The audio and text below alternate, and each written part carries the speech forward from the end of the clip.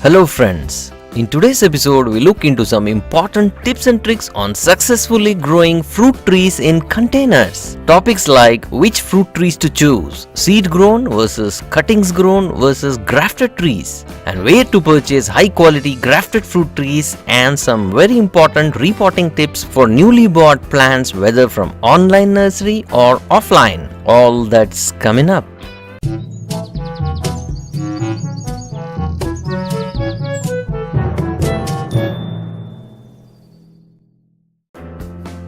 Please watch this episode till the end as I have discussed some really important tips and concepts.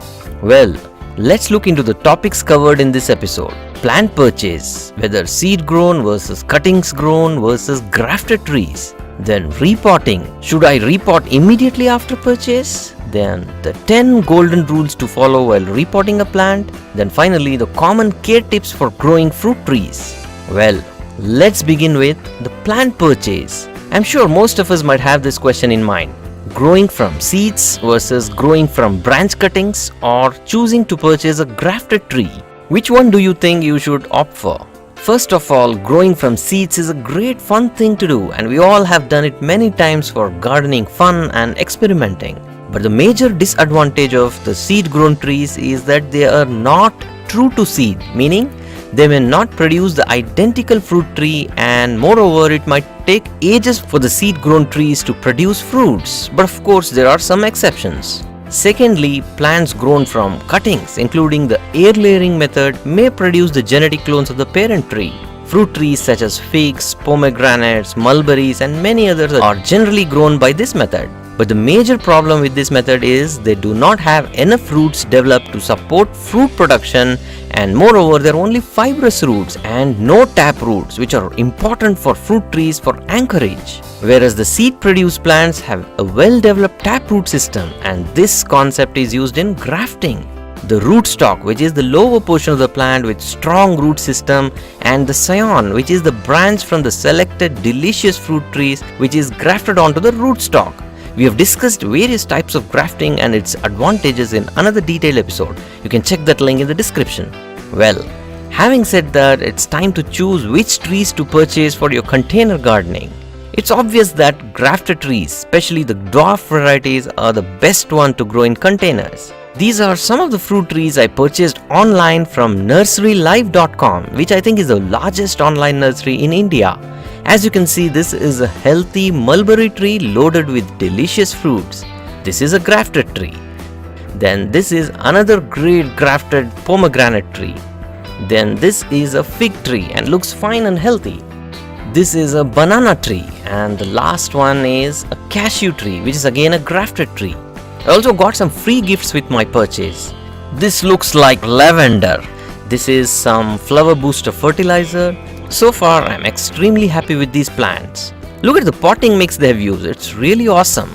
Most local nurseries use clayey soil, which is quite difficult to get rid of. I have provided some links to purchase these plants online in the description box below. Well, now the second topic, repotting. Whether purchased online or offline from a local nursery, people often have a misconception that immediately repotting a newly purchased plant into a larger container and a nutrient-rich potting soil will make your plant grow like crazy. But this is not always true. Now let's discuss some very important points and concepts you must keep in mind if you want to keep your newly purchased plant healthy and avoid the so-called repotting or the transplant shock. To answer these questions, let us ask two questions. When do I repot a newly purchased plant offline, that is from a local nursery or a garden store? Then when do I repot a plant purchased online, that is like from nurserylife.com or Amazon? Now let's quickly look into the conceptual answers to these queries. If your plant just came home from a local garden store or nursery, do not repot immediately. Let it adjust to its new environment for a few days or at least a week before repotting it. This is because the plants are already in shock at their new residence until they get used to the new factors like light, temperature, humidity and stuff like that. Then in the second scenario, that is when you purchase a plant online, repotting immediately is the best solution in most cases because it is very much likely that the plants would have traveled hundreds or thousands of miles and many days without any water or moisture before reaching its final destination. The plant will be going through a recovery period and an acclimation period during these days of transport in whatever medium the seller packs them in. So why let the plant re-acclimate twice in this situation? Now the third topic, the 10 golden rules of repotting. Let's quickly list them one by one. On number 1, water the plant day before you plan to repot. Then number 2, perform repotting in the evening hours to prevent the shock to the plant during sunlight, that is the daytime, which is the active period for photosynthesis. Let it get overnight period of rest and recovery.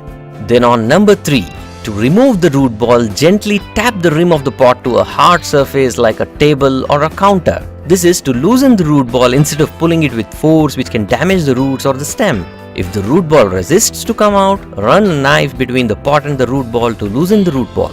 Then on number 4, inspect the root ball for things like any root worms or maggots, root disease, and whether they are root bound to decide whether you want to repot in a larger container or perform root pruning.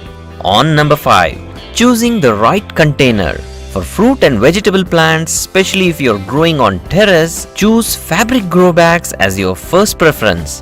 This is because these are not only light but also follow the principles of air pruning and can grow into healthy trees using this principle. If you want to know what is air pruning, you can watch my detailed episode on that topic from a card linked at top right corner of the screen.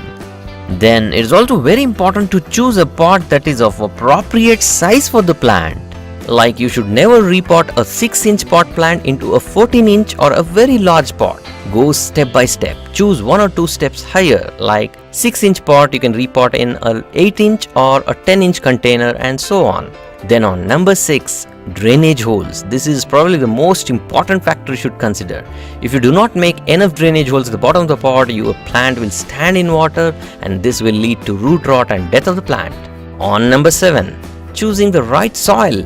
As a general rule, use a well-draining, nutrient-rich soil with at least 30% compost like vermicompost or decomposed cow dung. To make it well-draining, you might have to add coco peat or peat moss to garden soil in proper proportions. Make sure you also add stuff like bone meal or soybean meal for inducing flowering and fruiting. You can watch my detailed episode on the best potting mix recipe from a link in description. Then on number 8, partially fill the container with potting mix and then place the root ball exactly in the center of the pot. Then add additional soil to cover the empty space. Make sure the surface of the root ball is below the rim so that you can cover it adequately with potting soil or compost, and also there is good space for properly watering your plant. Then on number 9, gently tap the pot on a hard surface to remove air pockets and also to level the soil from within.